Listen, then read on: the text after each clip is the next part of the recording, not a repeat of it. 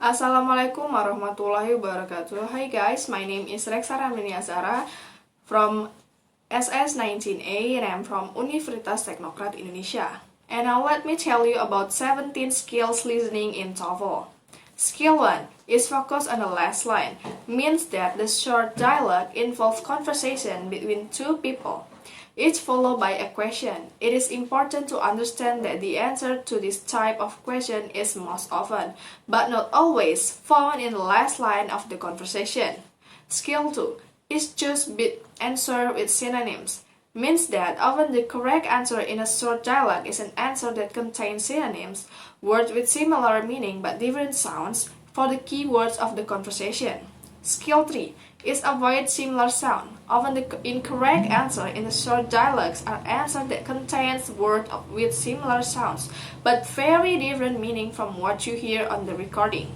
You should definitely avoid these answers. Skill 4 is draw conclusion about who, what, and where. It is common in the short dialogues to ask you to draw some kind of conclusion. In this type of question, the answer is not clearly stated. Instead, you must draw a conclusion based on clues given in the dialogue. In kind of conclusion that is common in this part to the test is to ask you to determine who the speaker is, based on clues given in the dialogue. Skill 5 is listen for who and what in passive.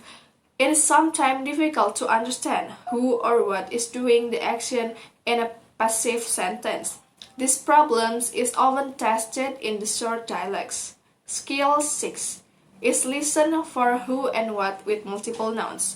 When there is more than one noun in a sentence in the short dialogue, it is common for the answer to confuse which noun does what. Skill 7 is listen to the negative expression. Negative expression is very common in the short dialogues, and the most common kind of correct response to a give to negative statement is a positive statement containing a word with an opposite meaning. Skill 8 is listen for double negative expression. It is possible for two negative ideas to appear in one sentence, and results can be quite confusing. Skill 9 is listen for almost negative expression. Certain expressions in English have almost negative meanings. These expressions are common in the short dialogues. Skill 10 is listen for negative with comparative. Negative can be used with comparative in the short dialogues of the TOEFL test. A sentence with a negative and comparative has a superlative or very strong meaning. Skill 11 is listen for expression of agreement. Expression of agreement are common in the short dialogue, so you should become familiar with them. The following example shows agreement with a positive statement. Skill 12 is listen for expression of uncertainty and suggestion. Expression of uncertainty and suggestion are common in the short dialogues, so you should become familiar with them. With the following example show expression of uncertainty. Skill 13 is listen for emphatic expression of surprise. Emphatic expression of surprise are common in the short dialogue, so you should become familiar with them. When surprise is expressed, it implies that the speaker did not expect something to be true.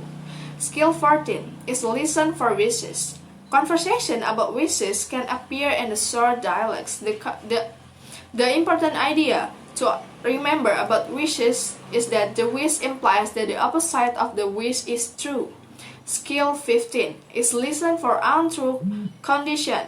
Conversation containing condition can appear in the short dialogues. The important idea to remember about condition is that a condition implies that the opposite of the condition is true. Skill 18 is listen for two and three part verbs. Two and three part verbs appear in the sum question in the short dialogue. These verbs are expressions that include a verb and one or more particles, such as in, on, or at. The particle changes the meaning of the verb. Questions involving two or three part verbs can be difficult for students because the addition of the particle changes the meaning of this verb in an automatic way.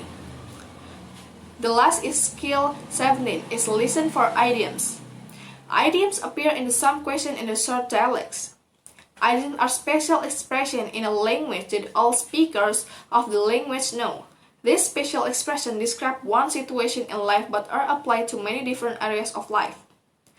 Idiom questions can be difficult for students because they seem to be describing one situation when they are really describing a different situation. Well, I think that's all for my 17-step skill in the part of TOEFL.